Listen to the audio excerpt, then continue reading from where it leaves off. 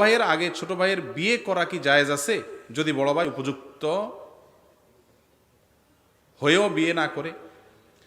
এটা অনেক তরুণদের প্রশ্ন। ছোট ভাই যারা বিয়ের উপযুক্ত বেচারাদের আগে রাস্তা ক্লিয়ার নাই, যাদের অর্থাৎ বড় ভাই বিয়ে করে নাই আর কি, তো এই বেচারারাই বিপদে আছে। দেখেন, এটা আসলে কোনো বিপদ না, মানে মজার বিষয় কাকতালীয়ভাবে আমি নিজেও আমার বড় ভাইয়ের আগে বিয়ে করছি, অতএব মাসালার উত্তর তো এমনি পেয়ে গেছেন নাকি? আচ্ছা, ব্যাপারটা হচ্ছে কি শুনেন, বিয়ে শাদী, হজ, উমরা, এগুলো সব নির্ভর করে বেশিরভাগ ক্ষেত্রে আর্থিক সঙ্গতির উপরে, তাই না?